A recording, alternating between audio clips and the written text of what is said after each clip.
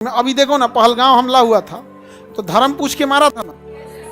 हम लोग में भी धर्म बता बता मारे हैं लोग। हम सोचते हैं मोदी जी जहाँ सोते हैं ना, या उनका ऑफिस है ना, वहाँ बड़ा एचडी में इंदिरा गांधी का फोटो लगा देना चाहिए। कह रहे हैं पाकिस्तान की आर्मी परमाणु बम मार देगी, आदेश को देगा आसिम मुनीर। मानते हैं कि इसके बाद परमाणु हमला अगर हो जाएगा, भारत को बहुत बड़ी क्षति पहुंचेगी, लेकिन पाकिस्तान रहेगा नहीं। उसके बाद आने वाली पीढ़ियां कितनी सुकून से जिंदगी जिएंगी, पूरे विश्व में शांति होगा, कोई किसी का जाति धर्म पूछ के गोली नहीं मारेगा। ट्रंप कह रहा है कि हम वार कराएं, क्या जरूरत है उसको कराने का। भारत के लोग किस मेंटेलिटी के हैं, इन्हें केंद्र सरकार से पूछना चाहिए कि राष्ट्रीय सेना बीएसएफ और बॉर्डर सेफ्टी आपके अंडर में आती है। आप चूड़ियां पहन के बैठे थे कि ये 2 करोड़ बांग्लादेशी घुस गए देश में। इस तरह पूछना चाहिए कि अच्छा छोड़िए, बांग्लादेशियों का आप निकालिएगा, ठीक है निकालिएगा। यहाँ पर आया कैसे था?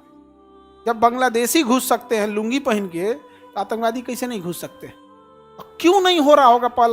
एक अगला पहलगांव की तैयारी क्यों नहीं कर रहे होंगे? सब कर ही रहे होंगे सब।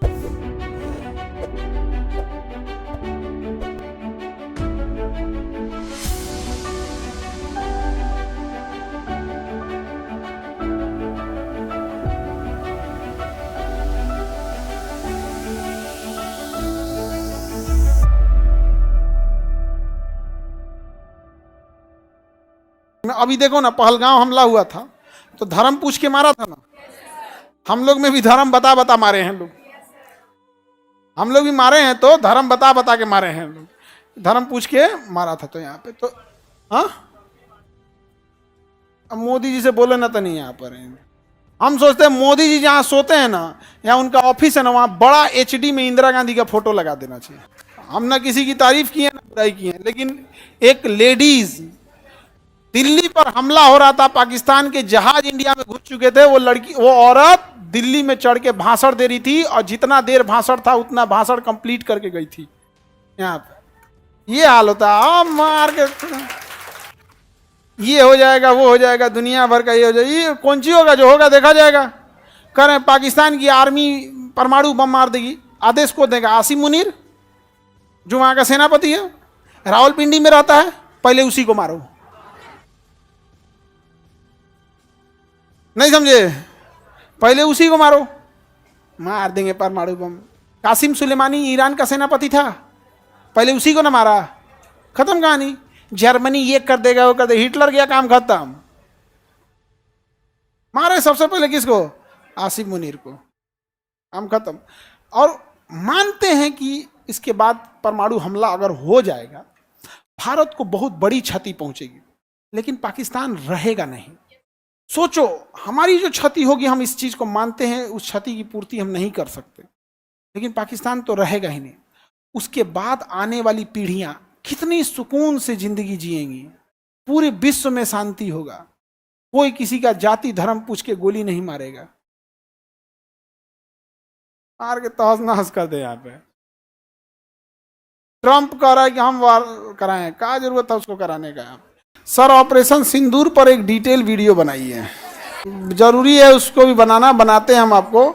लेकिन थोड़ा सा क्या है ना कि राष्ट्रीय सुरक्षा को लेके इवन गृह मंत्रालय, डिफेंस मिनिस्ट्री ने भी बोला है, अगर आपको कोई चीज़ की जानकारी है भी तो आप कृपया उसे सोशल मीडिया पे न डाल, ये उनके ऑपरेशन में दिक्कत आएगा। और हम लोग जो होते हैं कि एक बार चालू हो गए तो बक देंगे हम लोग, इसलिए डर लगता है कहीं राष्ट्रीय मतलब कहीं हमारे कुछ बात से अगर बाई दिए कुछ ऐसी चीज़ें लीक हो गई जिससे हमारे देश से ज़्यादा किसी पाकिस्तानी को फ़ायदा हो जाए, इसलिए आदमी थोड़ा सा कहता है कि अभी पिटा जाए सब, बढ़िया से क्या हो जाए, सब पिटा जाए सब यहाँ पर।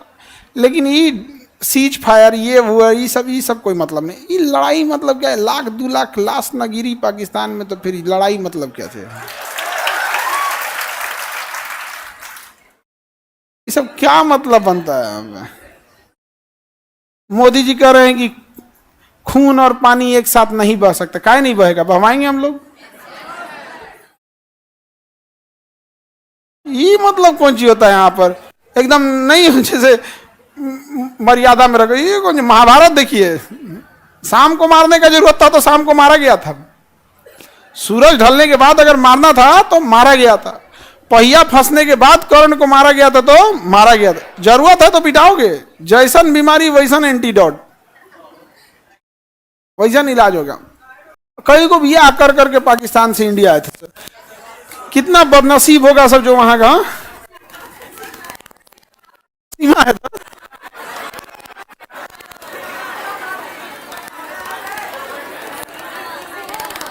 अच्छा हाँ, उसको पता नहीं क्या होगा, डिपोर्ट उसको नहीं करेगा सर, डिपोर्ट कर दिया सर तो मार देगा सर उसको पाकिस्तान में, बेचारे को जिंदा नहीं छोड़ेगा सर। यहाँ पे एक इंडिया से भी गई, भाग के गई थी पाकिस्तान और फिर वापस आ गई, हाँ रो रही है। अब हम लड़की सबको 20 बार समझाते हैं कि लड़का सबके मीठा मीठा बात पे भरोसा मत किया करो, लेकिन ना, ये तो भरोसा करके आप पाकिस्तान हिल जाएगी सर। जा 20 लड़का लोग तुम ही बता, तुम भरोसे के लायक हो? देखो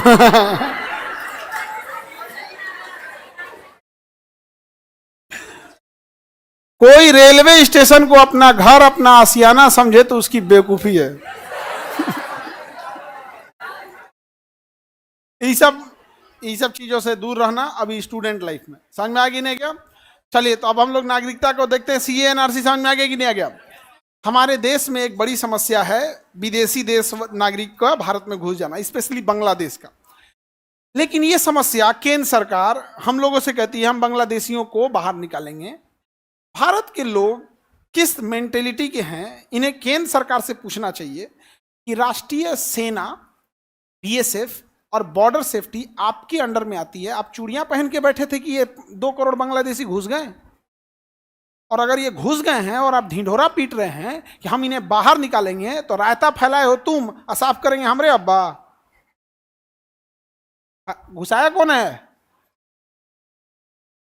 जिसके हाथ में बॉर्डर है। अगर बिहार सरकार के हाथ में नेपाल बॉर्डर है? नहीं है। केंद्र सरकार के हाथ में लेके आएंगे केंद्र सरकार, अब बाहर करेंगे राज्य सरकार। देश में इस तरह पूछना चाहिए कि अच्छा छोड़िए बांग्लादेशियों को आप निकालिएगा, ठीक है निकालिएगा। यहाँ पे आया कैसे था? जब बांग्लादेशी घुस सकते हैं लुंगी पहन के, तो आतंकवादी कैसे नहीं घुस सकते? क्यों नहीं हो रहा होगा? एक अगला पहलगांव की तैयारी क्यों नहीं कर रहे होंगे? सब कर ही रहे होंगे सब। जब इनके बांग्लादेशी दिल्ली तक घुस गए और सरकार के लोग उनका बुलडोजर से घर गिरा के चौड़ा करके सोशल मीडिया पे डाल रहे हैं कि हमने बांग्लादेशी का घर उजाड़ दिया। अरे डूब मर, तुम्हारे देश में घुस कैसे गया? दिल्ली तक कैसे पहुंच गया? नहीं समझे? हमारे भारत को सही है, भारत भाग्य विधाता। विधाता मतलब समझते हैं भगवान, तो भारत भाग्य विधाता, यही तो हाल करके रखा है।